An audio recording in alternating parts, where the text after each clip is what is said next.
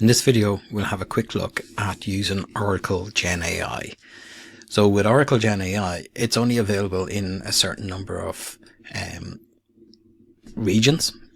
So you need to kind of check the documentation to see if one of your regions has this functionality. Now it is being spread and rolled out to other regions, so the documentation will be your friend in relation to this. The easiest way to work out whether you have access to it on your region is if you go to Analytics AI, and you should see Generative AI there. Okay, so as I said, this may or may not be available in your region, but it is being rolled out to lots of other regions. So let's go in and have a look at GenAI. So with this, it allows us to be able to use some large language models to generate content and generate responses and being able to have answers. So by using the GenAI feature within OCI, this kind of removes the need for us to use some outside external LLMs, because it becomes part of what we have within our OCI environment. It's based on using Cohere, and we can actually switch it to using other LLMs, but we can also create our own kind of hosted LLM. So if we have particular LLM models that we can actually want to have a dedicated cluster internally within our OCI internal environment, rather than having to use their external APIs. This allows us to get over a certain kind of data protection and quality checks on it. So to give you a bit of an idea of how this actually works, we have a few different options on it. The first kind of one that we'll actually just look at will be using the chat feature, which is kind of the typical one. And one of the other features that is commonly used is also with the embedding model. So this is, how can we create some vector embeddings and being able to visualize it. It's very simple. We're actually not going to include it in the demo, but it's quite easy to do. So here's an example of using the Cohere LLM. And we have a few other ones that are there. So it's like the Llama, we can also use as well. So, let's just stick with this and being able to write some messages and chat with it in the usual way that you would with any sort of LLM. So let's start off with, tell me about yourself.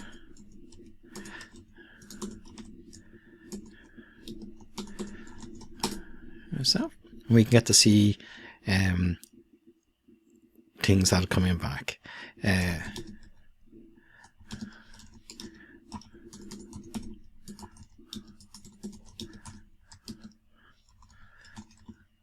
When was your model last updated? Oh, January 2023. So it's only 2 years kind of go on it. So we can look at certain things. So, as with all LLMs, the information that it has access to is, usually from some time ago. In this particular case, it's kind of 2 years ago. So we can do things like, what is the weather like today in Dublin, Ireland? We get to see is it doesn't have that information, so it can't really help us with that kind of particular kind of context on it. But we can start, asking it things. So tell me,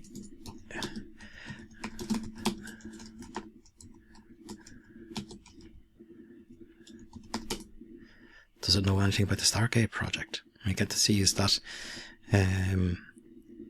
some things about it is kind of interesting, but isn't necessarily about what the current usage of that term is in what we are more familiar with, particularly with the new data centers and the energy production for some of those.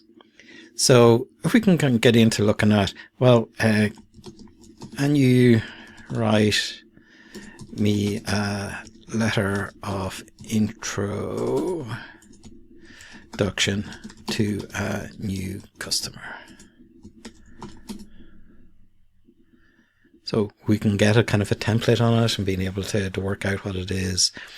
Can you create a 20-point 20, let's call it bullet points on the best usage of cloud computing.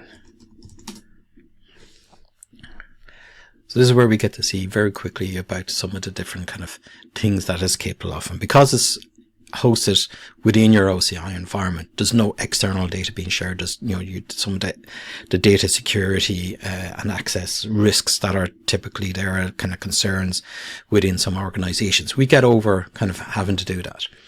When we look here on the right hand side, we get to see some of the parameters for it, from looking at, well, what's the maximum number of tokens that the model response will generate? Kind of 600 is kind of quite substantial. So tokens are words that it might actually be. We can give it some preamble, so we can actually ask it to do it in kind of maybe a more formal type languages. We can use it to output results in a bit of a kind of a comedy or a comedian type effect. So we can change the structure and the responses of how it actually comes out.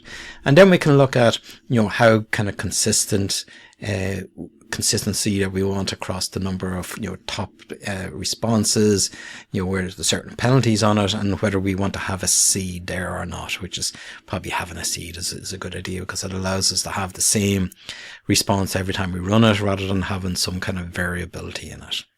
So that's kind of a quick introduction to using GenAI on OCI. So this is where we have our own kind of hosted LLM that we can use for a variety of different purposes. In the next video, I'll show you how we can actually use this feature here on the top right hand corner of viewing the code. So this is where we can take what we're doing within this kind of screen environment and maybe run it in Python code, Java code, so we can let our developers within our organization be able to use this LLM to be able to build solutions and build the kind of the responses into the different applications.